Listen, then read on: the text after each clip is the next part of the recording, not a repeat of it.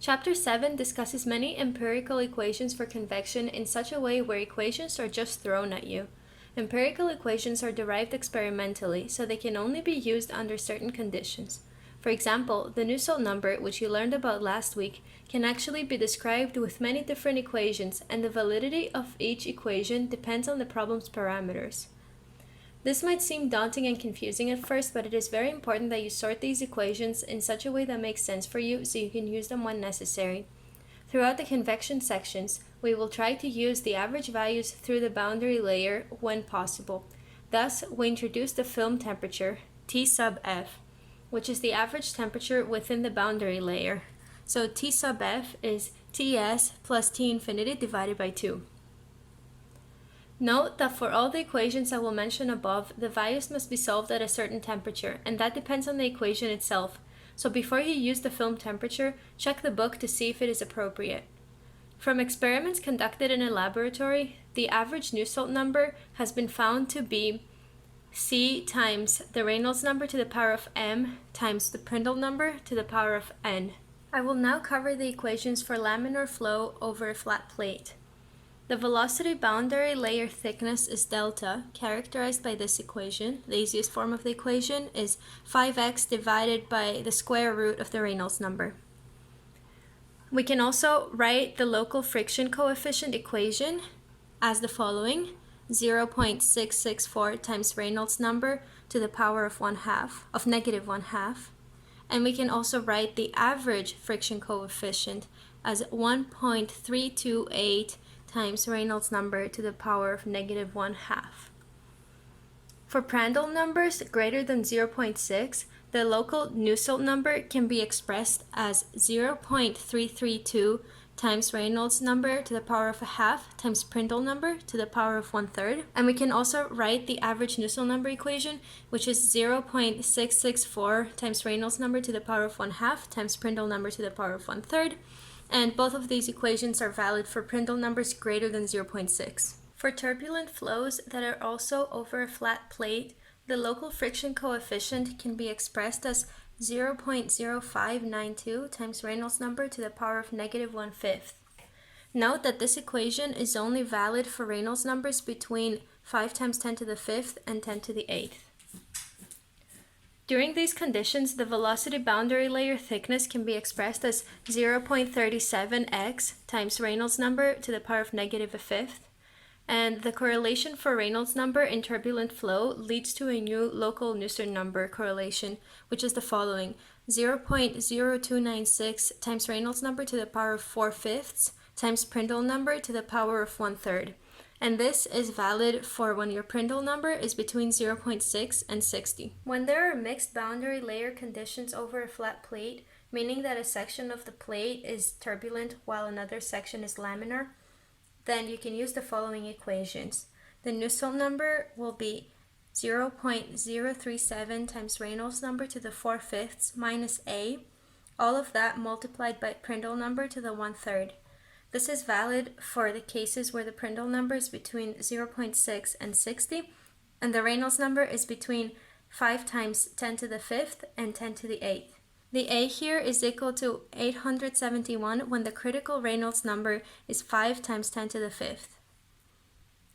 And the coefficient of friction is 0.074 times the Reynolds number to the negative 1/5 minus 2a over Reynolds number. For a flat plate with constant heat flux conditions, there are two Nusselt number equations based on whether the flow is laminar or turbulent.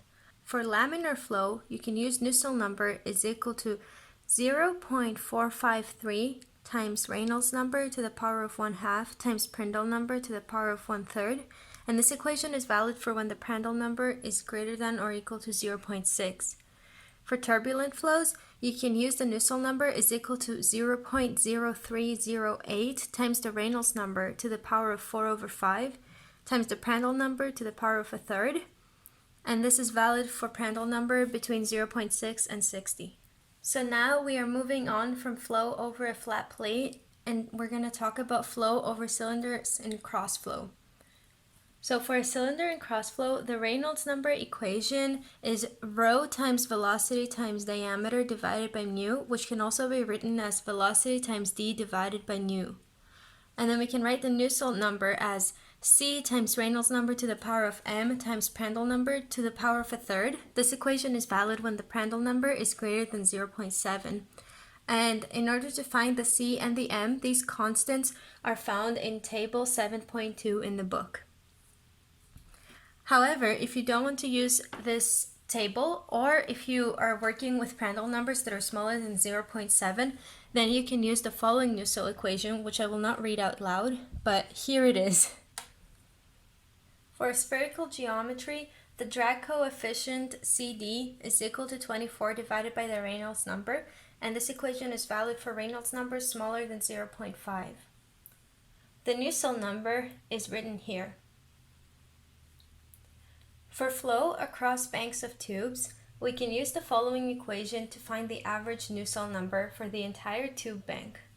Here, N sub L is the number of tube rows, and the constants for Reynolds number C and M can be found in table 7.5 in the book, and they depend on the configuration of the tubes.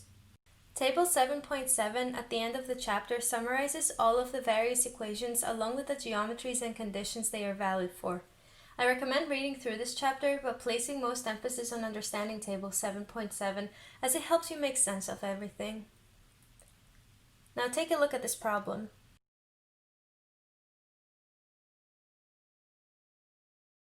The object in this question is a fin. The maximum possible heat rate through a fin happens for the condition where the fin is infinitely long. From table 3.4, the equation for a fin of infinite length is Q is equal to M, which is equal to the average H times the perimeter, times K times the cross-sectional area, all square rooted, times theta B. Now the perimeter P is equal to pi times diameter, and so that is equal to 0.0157. The cross-sectional area is pi r squared, and you will find that that is equal to 1.963 times 10 to the negative 5. Similarly, we know theta b because that is Ts minus T infinity, and that is equal to 100. Knowing the material, we can find K from table A4 in the back of the book. We can use the average temperature, which is also called the film temperature, and is equal to 350 Kelvin. And we will find that K is equal to 30 times 10 to the negative 3. The only value we don't know is H bar. To find that, we first need to find the Reynolds number.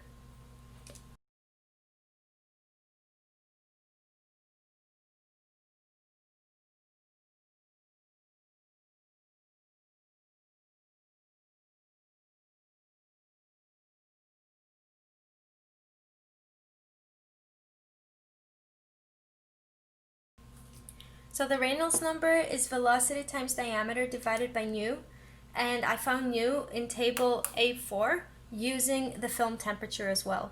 And so you get a Reynolds number that is pretty small. And now we can search for the appropriate correlation. From table A4 as well, the Prandtl number is equal to 0.7. Thus, technically, all the three correlations that are good for cylinders would be valid to use here. Note that each correlation will give you a different final answer because the equations are experimentally derived and are approximations of the true answer. Thus, in the convection section of the class, don't worry if your answer is different than that of your peers. As long as you can justify your method, you are doing things right. I will use the first equation because it is the simplest. So Nusselt number will be equal to C times Reynolds number to the power of M times Prandtl number to the power of 1/3, and then I can set that equal to the other equation for Nusselt number, which is H bar times D divided by K. We can find C and M from table 7.2 in the book. And so plugging in all of these values, we can ultimately solve for H, and H is going to be equal to 98.9 watts per meter squared Kelvin.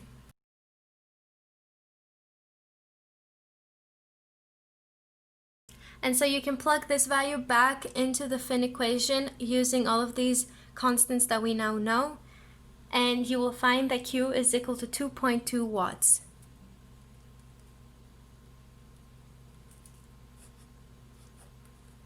And you're done.